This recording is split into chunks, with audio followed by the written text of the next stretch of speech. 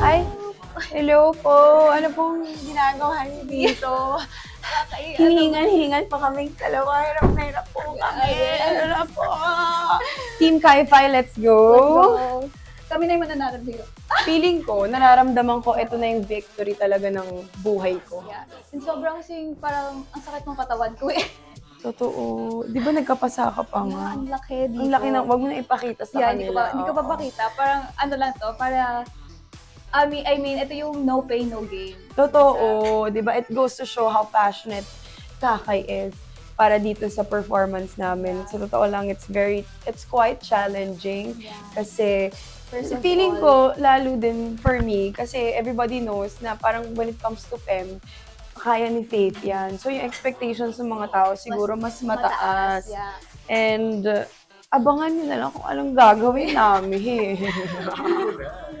Hindi ko pwedeng sabihin, kailangan may shock factor. Yeah, dapat ganun bulagan dapat. Oo. Ako naman, sa akin pinaka-challenge kasi I'm more into parang more boyish type of dance. And yung iba, syempre, TikTok, ganun lang naman.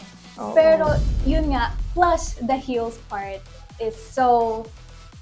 Tsaka masabi ko lang may budget kami kasi dala-dalawa phone namin. Yeah, di ba? So, kahit manalo kayo, di kayo na, at least kami dalawa cellphone namin, di ba? Yun lang. Tsaka si coach naman napaka-galing talagang magturo. Tsaka parang hindi siya yung nakaka-pressure magturo. Kasi yung parang inaano niya muna yung kung kaya nating gawin to or hindi. But at the same time, china-challenge na rin tayo. Tsaka puspus kasi si coach eh.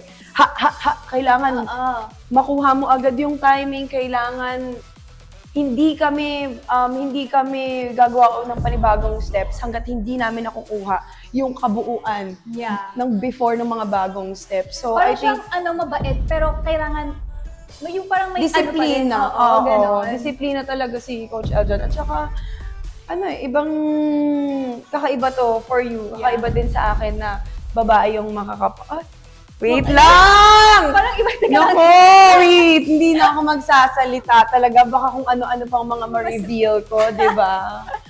Pero this is exciting. Yeah, it's kasi super exciting talaga. Sabi ko din kami ni Kakay, we were able to really bond because of this. Kaya sana mag-translate ang lahat ng to sa mga sa performance na gagawin namin. So, mga kapusa, maraming salamat po. Panoorin niyo po ang Stars on the Floor on GMA Network. Bye-bye! Stars on the Floor!